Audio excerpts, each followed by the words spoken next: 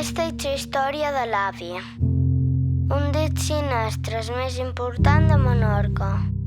L'avi no era productor, ni escriptor, ni director. L'avi era operador de cine.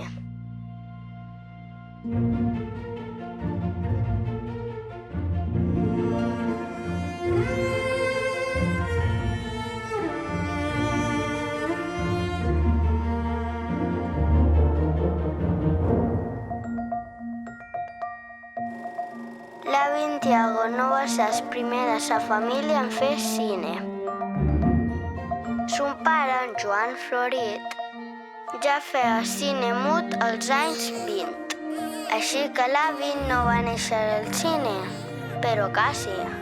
A l'any 1931 es va projectar la primera pel·lícula sonora a Menorca, El desfile de l'amor, al Teatre Principal de Mo, el teatre d'òpera més antic d'Espanya. L'avi va ser el primer fiet en veure una pel·lícula sonora. Corrents va anar a l'escola i va dir: «He vist una pel·li on Ryan».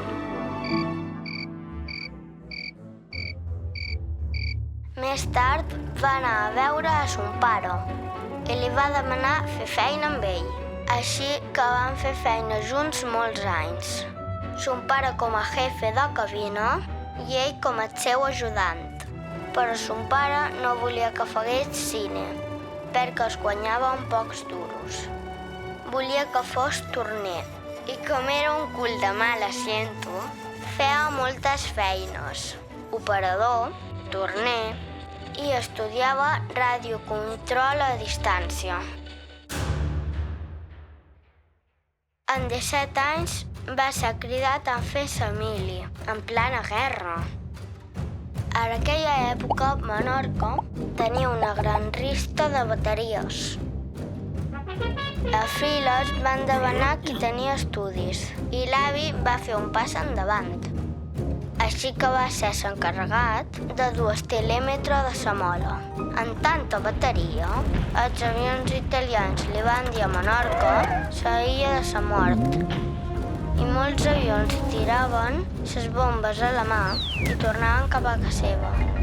Quan va acabar la guerra, van omplir un barco de carbó amb tots els soldats republicans en direcció a la península per servir en Franco. Ja fora d'esport, el governant va donar ordre al capità. Tenia que enfonsar el barco amb tothom a dins, però la tripulació es va sublevar en contra del governant i van aconseguir arribar fins a Alacant. L'avi Tiago va anar a parar a Osca. Els soldats tenien tanta gana que baixaven del tren per menjar taronges, amb pell i tot, pobrets. Allà encara passaven més gana. Tothom es barava pel pa i l'avi pensava: sí que passen gana aquests. Havia tanta gent que faltaven llits per dormir. Per això es baraven, per tenir un tros de pa com a coixí. Van passar 3 mesos i van demanar voluntaris per anar a Sevilla. A Sevilla tothom firmava amb el dit, però l'avi tenia estudis i sabia firmar amb el nom. Quan ho van veure, el van agafar per fer una feina molt especial: ensenyar a llegir i escriure al sergent. A Sevilla va estar 3 anys. I què penseu que va fer allà tota l'estona? Pues el que sabia fer millor: cine. L'avi va demanar permís per arranjar un antic projector i totes les setmanes passava a cine als soldats. Temps després va tornar a Menorca. Una vegada a Menorca, pobret no es va poder llicenciar i 3 anys més de mili li van caure. Aquella promoció es va dir la quinta del biberon, perquè es va xupar 8 anys de mili. Un any més tard, son pare es va posar malalt Com eres gran de 8 germans, va tenir que demanar permís especial per fer feina. I com sa última sessió acabava a la 1, podia anar a dormir a casa seva. Ara ell era el jefe i el seu germanito l'ajudant. A l'any 1945 acaba l'Emili i aconsegueix el títol de projeccionista. En tanta censura, les pel·lícules no tenien sentit. Anava gros, perquè no es podien ni donar besos. Una vegada per Setmana Santa, el capellà va venir molt enfadat al cine. El divendres sant no es pot fer res nou. Tu que ho trobes? El cine no és meu, va dir enfadat l'avi. L'any 1946 va morir son pare. En 72 pessetes en la setmana que guanyava al cine, va tenir que agafar una altra feina i va començar a fer feina d'electricista a Can Cintes. Allà es va guanyar la fama de vanitas, ho sabia doblar tot. Fins i tot una caixa forta que va tenir que obrir era de la Guàrdia Civil. La va obrir amb una condició, que tothom sortís de la sala. I així mai van saber com ho feia, perquè mai ho va explicar a ningú, es punyetero. Fins i tot arranjava teles, i això que mai la va poder veure, perquè les primeres emissions eren nocturnes i l'avi feia feina al cine. Era tan bo l'avi que va posar un motoret per no rebobinar les pel·lícules a mà. A l'any 1947, l'avi Santiago va conèixer l'àvia Irene, ni Irene Pons Mercadal.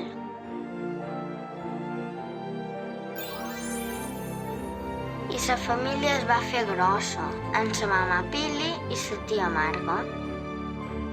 A l'any 1965, l'avi es va tenir que fer Sindicato Nacional del Espectáculo. Sa mama i sa tia anaven molt al cine. Era l'única manera de veure son pare. Les fietes tenien palco preferent, al costat del projector. Quan l'avi deia fietes, canvi de rotllo, tot d'un anaven a l'altre costat del palco. Mai va deixar d'anar a fer feina al cine. Només tenia festes dimarts. Fins i tot a les festes se tenia que anar antes de dinar per anar al teatre principal a fer feina. Però mai estava tot sol a la cabina. Al cine li feien companyia en Charlton Heston, en Humphrey Bogart, Ava Gardner, la Sophia Loren, en Robert Mitchum. Van ser tants anys de cine que la família conservem més de 800 programes de cine. Uns eren xulos, uns altres molt polits, uns altres molt moderns i fins i tot alguns van passar la censura. Mireu aquest! Us imagineu les senyores i els senyors pensant-se amb aquests? L'avi Santiago va fer 50 anys al teatre principal. Allà també era l'electricista principal i va tenir que preparar de tot. Òperes, balls, festes, de tot. Tot el que va passar a les seves sessions de cine ho va apuntar en quadernets. Suceso de los altavoces. A las 5:30 de la madrugada, el conserje del teatro nos vino a llamar a nuestra casa que en el escenario salía humo detrás de la pantalla. Una vez allí, comprobado el caso, fue que una línea de continua se había cruzado con la línea de audio de los altavoces, quemando todos los transformadores de audio, incluso el altavoz piloto de la cabina y el transformador de audio del amplificador, teniendo que suspender las sesiones del lunes día 2. Una vegada es va perdre entre bambarines i va sortir a l'escenari enmig d'una funció.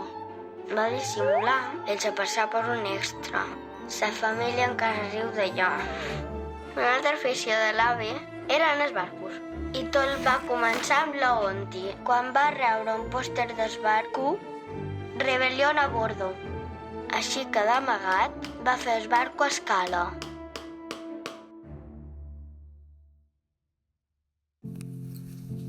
L'avi es va fer vellet i es va jubilar.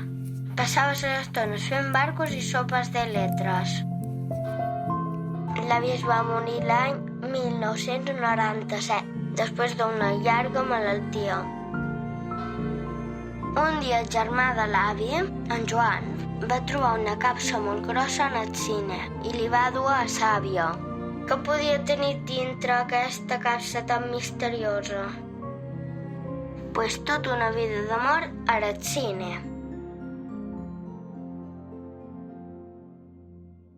L'avi va guardar a dintre de capses de carburo més de 50 anys de cine. Es va dedicar durant tota la seva vida a guardar tots els fotogrames de totes les pel·lícules que va projectar. Cada vegada tenia que tallar per empalmar la cinta, guardava aquell petit fotograma. Feia un petit paquetet i el guardava a la capsa de sany. Ho va repetir durant 50 anys.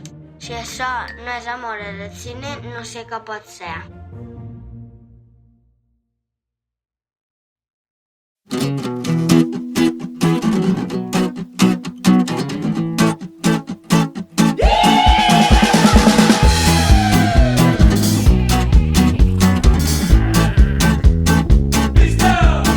I amb aquest ritme d'esca me fa ganes criticar, gemegar per gemegar, perquè és que no ho tenim bé mai.